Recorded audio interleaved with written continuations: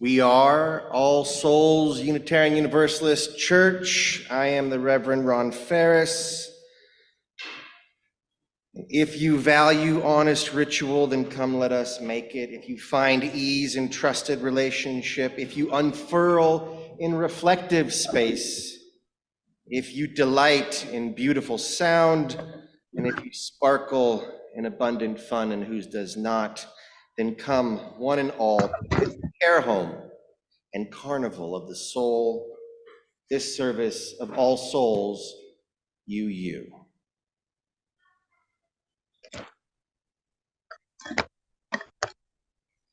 This is our sacred hour, our holy place where beloved community cultivates meaning and makes of this experience a kind of magic.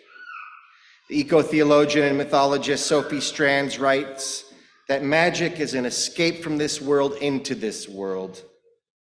It doesn't take us out of our ecosystems, it roots us more deeply into them, and this soulful ecosystem welcomes your magic, as well as the magic of those rooted into it before, those who brought us here, those brought here, and those who were here already, our ancestors and the ancestors of this place, the Ute, Comanche, Arapaho, Apache, Cheyenne, Kiowa, Pawnee, and Lakota. And before them, the aspen, oak, and pine, the horse, waters, the soil, the air. We are their water and soil. We breathe their breath. May our welcome heal and celebrate them as our welcome seeks to heal and celebrate each and all of you gathered here. So I want to walk you through our ritual elements today so that you have some familiarity with the psychic geography that we are about to traverse. Okay, so coming up, you will hear a story to induce the other world into this one. We'll have an offering as expressions of generosity are impressive to our ancestors. We'll hear a reflection from our service leader, and we'll engage in a ceremony that hopefully conjures stories of our ancestors, knowing that stories mediate the world. And wisdom is truly a kind of presence. But before we do any of that, we need to secure our space so that the ancestors feel safe showing up. So the custom of wearing costumes emerged in Samhain celebrations when people dressed up to scare away mean and frightening spirits so that the ancestors would not be bothered when they visited. So I happened to see a few costumed congregants, and I would ask that our costumed ones come up here and make a protective barrier right before our altar. Could I get the costumed congregants to come up here and make a protective barrier right before the altar here? There you go.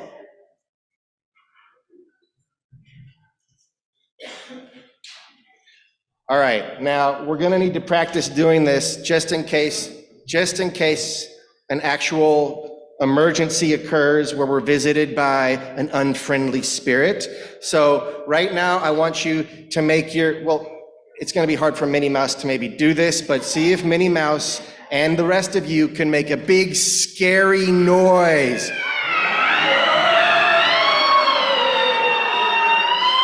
Just in case a mean spirit appears at any moment now where the mean spirit might steal oh no, there's a mean spirit right now, make the big noise! Scare that mean spirit away!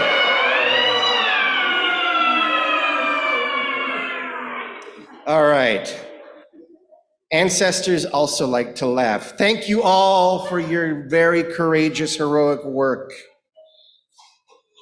We'll have more need of our costumed heroes later in the service, so stay frosty, my friends. And in the meantime, let's begin our service with a song. So the prompt for the service leader reflection that Reverend Ron gave me was, tell a story that illustrates something your ancestors need you to do. I don't know about you, but normally when I hear that, my reaction would be something like, my ancestors don't need anything from me.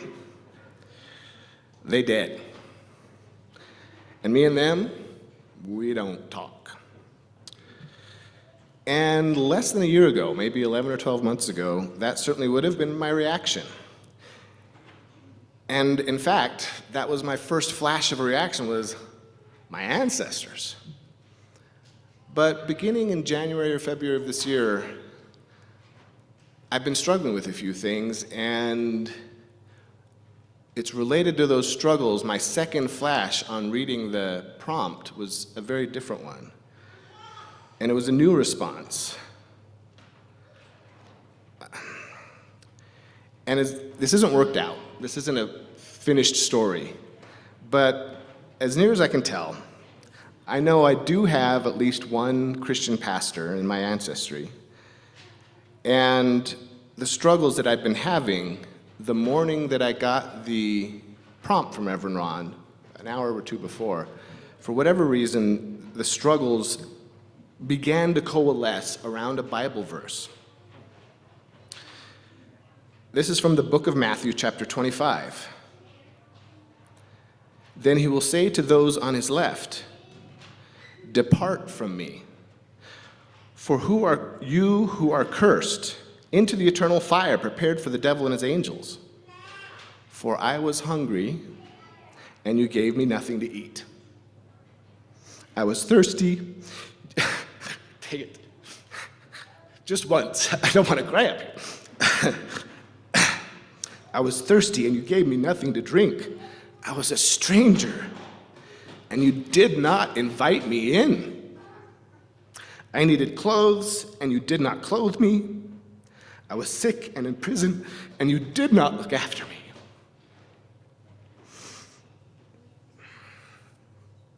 And they answered and said, Lord, when did we see you hungry, or thirsty, or a stranger, or needing clothes, or sick, or in prison, and we did not help you?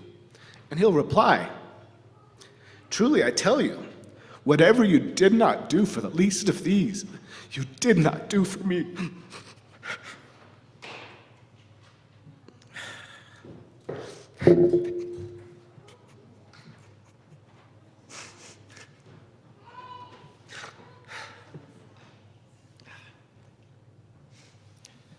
Yeah, ancestors are pretty complicated, I think.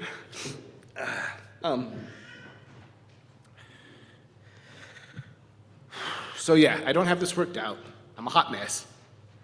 All I have so far is the vague notion that not all, but too much of Christianity in America has walked away from doing these very practical things: feed, clothe, welcome. So the story is incomplete, but I'm also very, very grateful. Grateful for Reverend Ron for the prompt, and I'm grateful for this church. We're imperfect. We imperfectly welcome. We imperfectly feed. We imperfectly clothe, but damn it, we are trying. And I'm deeply grateful for that.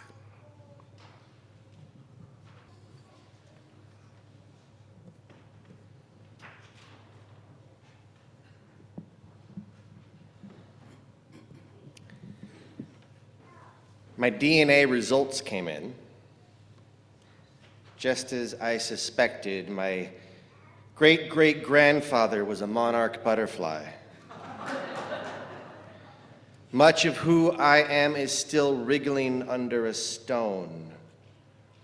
I am part larva, but part hummingbird too. There's dinosaur tar in my bone marrow. My golden hair sprang out of a meadow in Palestine. Genghis Khan is my fourth cousin, but I didn't get his dimples. My loins are loaded with banyan seeds from Sri Lanka, but I descended from Ravana, not Ram. My uncle is a mastodon. There are traces of white people in my saliva. 3.7 billion years ago, I swirled in hydrogen dust, dreaming of a planet overgrown with lingams and yonis. And more recently, say 60,000 BC, I walked on hairy paws across a land bridge, joining Sweden to Botswana. I am the bastard of the sun and moon. I can no longer hide my heritage of raindrops and cougar scat. My mud was molded with your grandmother's tears. I was the brother who marched you to the sea and sold you. I was the merchant from Savannah and the cargo of blackness. I was the chain. Admit it, you have wings, vast and crystal, like mine. Like mine. You have sweat, dark and salty, like mine. Like mine. You have secrets, silently singing in your blood, like mine. Like mine. Don't pretend that Earth is not one family. Don't pretend we never hung from the same branch. Don't pretend we do not ripen on each other's breath. Don't pretend we didn't come here to forgive. That is a poem by Fred Lamott called Ancestry.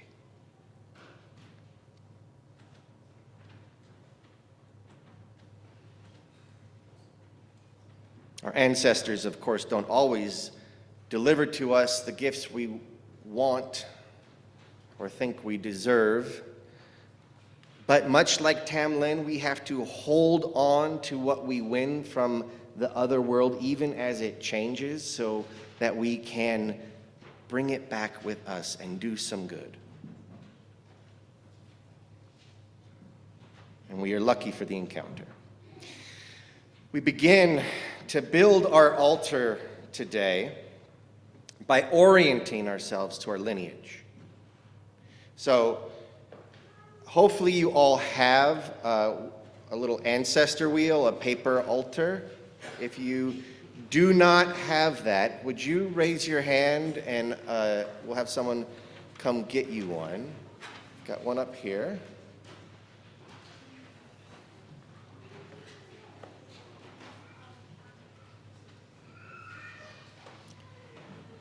Okay, so if you've already filled yours out, you can just take this moment to meditate on the wheel. And if you need to fill it out, we'll walk you through it quickly now. So beginning with the lower left quadrant. Oh, we need one over here.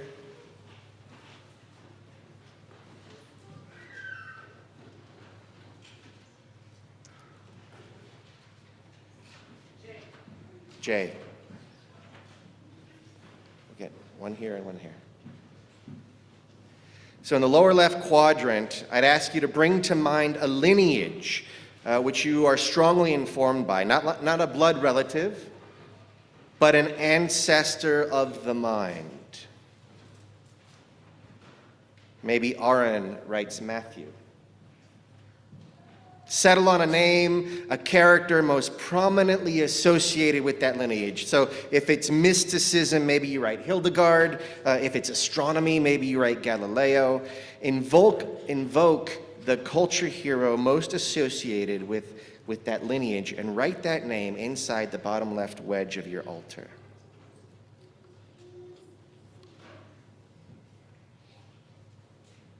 Now we go deeper. We are the offspring of the earth, so let your imagination settle on some biology, a mountain, a river, a single vein and a single leaf, anything as long as it is a particular and meaningful image of some ecology. This also is your ancestor. Write what you name in the bottom right wedge of the circle. So you've got the lineage of mind, the ancestry of the earth. And now to draw our ancestors close, to claim the familiarity, call to mind the name of someone you know that has passed.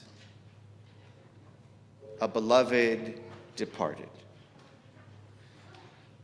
conjure their face, their posture, the sound of their voice if you know it, and write that person's name inside the upper right-hand slice of the circle.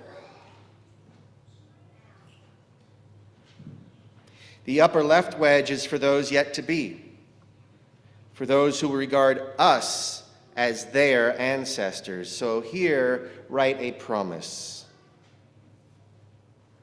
What would you promise them?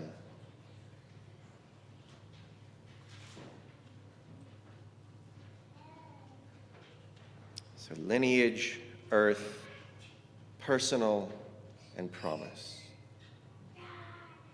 Later, we will ask our ancestors for counsel, and after the service, you may wish to retrieve this ancestor wheel from the altar where it will be in order to write that counsel that you receive on this portable altar and keep it close with you on a refrigerator or in your pocket, on an altar that you have at home. But for now, we need them to orient our altar to its purpose. And so again, I'm going to call on our costumed allies.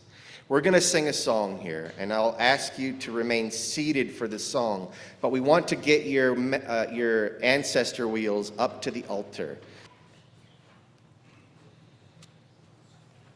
So the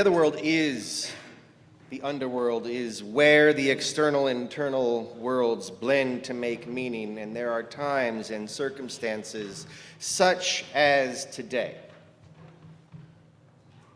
when the veil between these worlds is said to be thin and their stories and memories mix more notably with our lives. The other world reaches into this one with guidance, warning, or affirmation. Let us allow the darkening of the season to turn us inward, and there find the wizened dead, the miraculous, tragic, and fantastic procession of lives leading to and through us and on over the horizon. Looking in, looking back, we may also become aware that we are ancestors too. As we seek wisdom from those who have made us, we may also hear the petition of those we have made. They have full hearts for you, as we have full hearts for those who came before us, some of whom we knew well, some of whom we loved with all our life. We mourn their apparent absence. And if it's grief you feel, may your tears come as a blessing. For our grief is but an expression of love, and love is connection. In a moment, I'll invite all of you who brought memento mori to the altar. There will be no need to line up. It's okay to mob the altar a bit. Life and death are messy. Just be considerate and quiet as you maneuver around each other as you approach the altar and return to your seat. You may wish to enlist a pew mate to deliver your memento if that makes sense for you to do so. So you'll bring your memento mori up here, set them on the altar, and return to your seat when I ask you to. That wasn't the ask yet. But consider these mementos beacons. Placing it on an altar sanctified by our communal attention ignites a signal of welcome. Placing it with other mementos doing the same amplifies their potency and turns a candle into a bonfire. It is also true that there is safety in numbers, safety enough to be open, to be vulnerable for both you and your ancestors. See if you can imagine this brief journey from pew to altar as a transit between worlds, when you return to your seat, you will be in the other world, or it will be in ours. So we'll do that when the music starts in just a minute. But once again, I need some help. I need, particularly, for us to clean the walkways. You see, it is a tradition at Samhain for people to clean their houses. So they use brooms to sweep clean their houses, right? But the sweeping also sweeps out the negative energies and spirits that might interfere with the ancestor visitation. This is also one of the reasons, perhaps, why brooms are associated with witches. So we have drafted some young witches to sweep our path to the altar. And so could you all just please sweep away all the negative energy? And I can see it happening now. Yeah. It is time to invite the other world into ours. Please bring your memento mori and place it on the altar.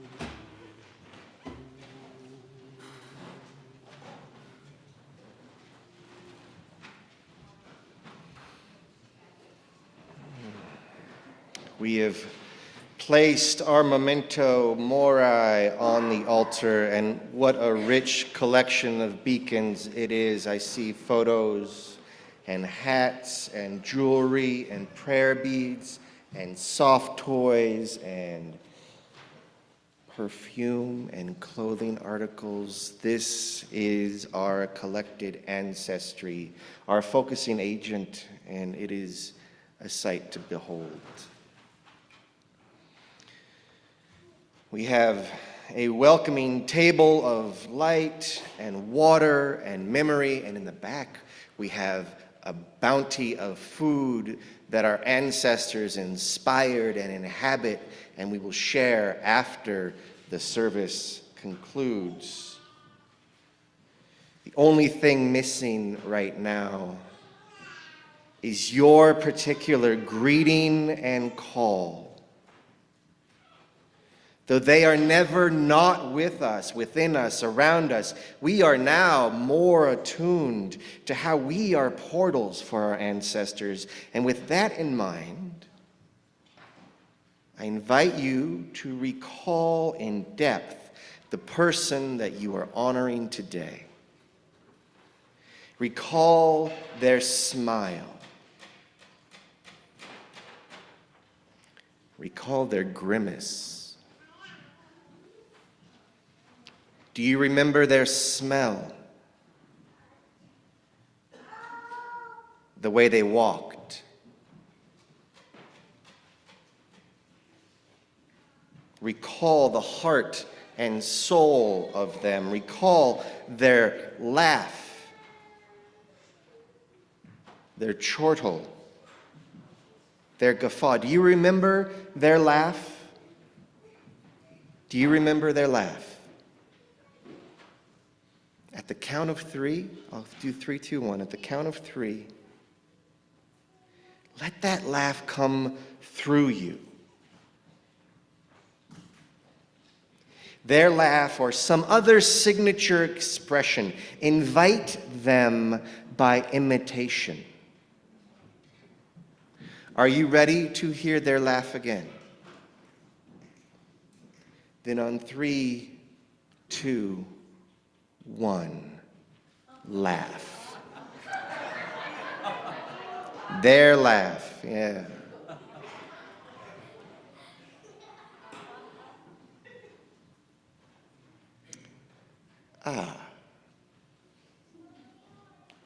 Welcome.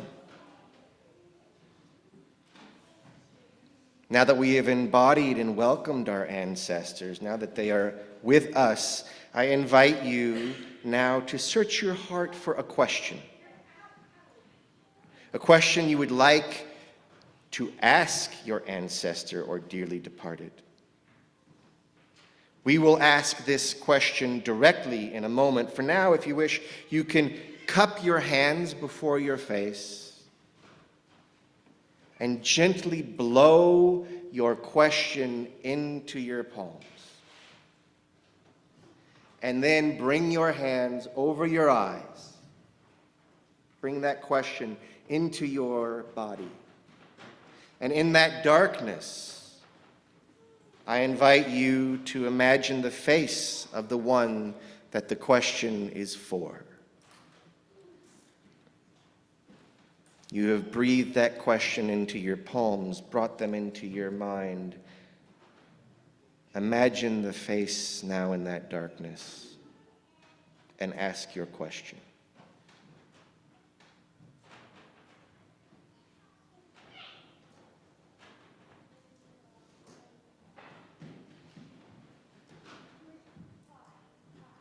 Watch as the question soaks into them, and they may not answer right away. They may answer later this week. Or maybe the answer came already. Ours is to tune in and to listen. You may wish to write that answer on your paper altar when you retrieve your mementos after the service. From the other world, our ancestors have graced us with their wisdom. I invite you now to offer them your thanks and bid them farewell.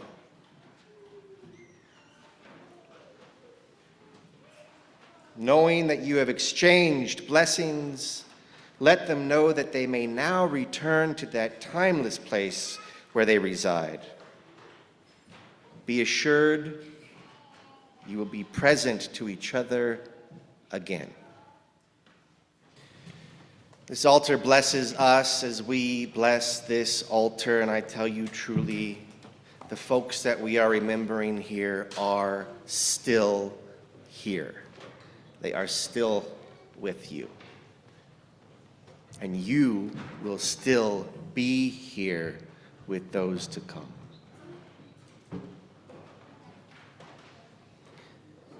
They need to hear us sing together, though. So one last hymn before we go. Please remain standing for the benediction as we leave this sacred place that Our ancestors made us able to create with one another. We give thanks to the liturgical dancers in this aisle, the beautiful dancers, thank you. And I apologize for not giving you enough tissues. But let us all be shoulders to cry on as we move into our feast time, remembering our ancestors through the food that they gave to us as we are food to them. Blessings on your ancestors as they live in you. Let us go in peace and let us go singing.